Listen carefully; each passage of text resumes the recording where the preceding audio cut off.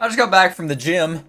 Ugh. And the only reason I mentioned my testosterone fueled adventures to you is that while I was there, resting in the middle of one of my bench press sets, I seen something that kind of made my brain short circuit, if you will. I guess the best way to describe it is that it just made me feel this overwhelming sense of disappointment, very similar to how my parents must feel about me. But it was all over this headline here that says that an 11-year-old boy died after participating in chroming, which is apparently a TikTok trend involving inhaling toxic fumes. I thought dumbass TikTok trends had kind of died off and went extinct like the dinosaurs, like they'd ran their course and we'd no longer see them, because we've had so many deadly, stupid ass TikTok challenges that it should be very clear at this point that you shouldn't do anything that you see on TikTok. And yet, apparently it's still happening, and it's so sad and devastating, man. And this story is just, man, God, it just hits you right in the soft spot. And I'm not talking about your ball sack, I'm talking about your heart. And this trend chroming is just referring to what people have been doing for forever, getting high off like aerosol spray cans,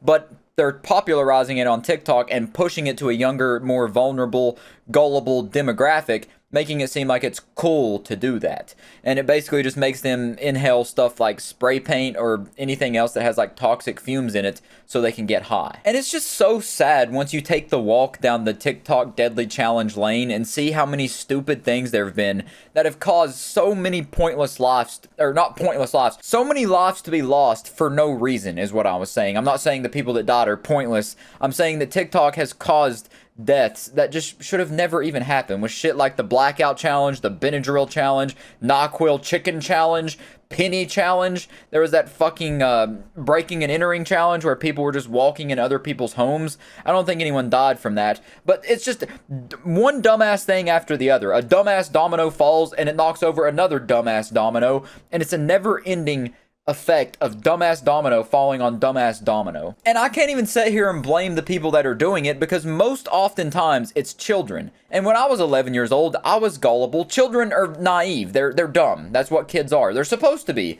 They're supposed to be filled with this naive sense of wonder, thinking that the world's all sunshines and rainbows and nothing bad ever happens.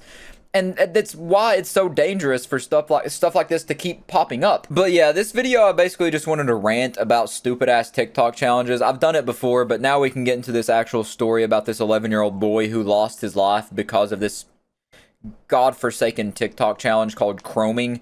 It was an 11-year-old named Tommy Lee Gracie Billington, and he died on Saturday, March 2nd, after taking part in chroming. And the setting for this, where it happened at, is apparently he was at a sleepover, and I guess the kids were like, hey, let's do something cool that we've seen on TikTok.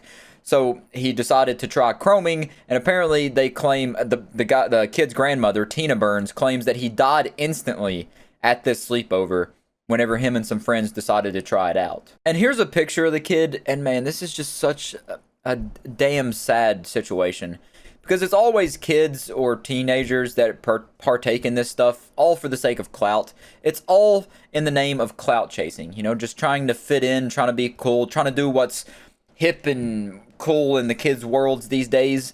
And it's just so depressing. But it says the Lancashire police claim that the kid was found unresponsive at the scene in Greenset, Close, Lancaster, to which he was later taken to the hospital and pronounced dead. And it says that the boy's family are now trying to raise awareness for the dangers of these social media challenges in hope to reduce more fatalities. And unfortunately, I don't think it's really going to help much, because we've seen that it's like the same cycle over and over again.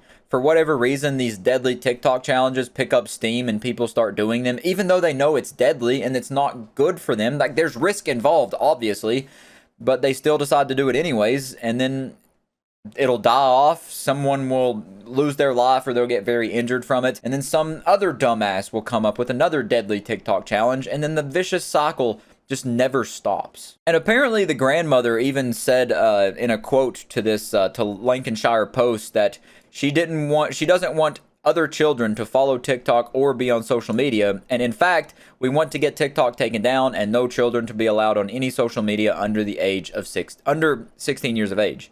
This is breaking us all, but we want to help save other children's lives and give family awareness to keep their children safe. And honestly, I think that would be absurdly beneficial to just the populace as a whole. Honestly, I genuinely think that would be very beneficial and would stop most things like this from happening, because like I said, it's always the children who are more easily influenced that end up doing these things and have devastating consequences. But yeah, anyways, I just wanted to talk about that because this is one of the things that I hate seeing the most, is when people die from deadly TikTok challenges, especially when it's children, because man, it breaks my heart in half knowing that, God, they were just trying to fit in and do what they thought every other cool person was doing, and then they end up losing their life. God damn, it's just, I'm gonna end the video. I'll just catch you in the next one.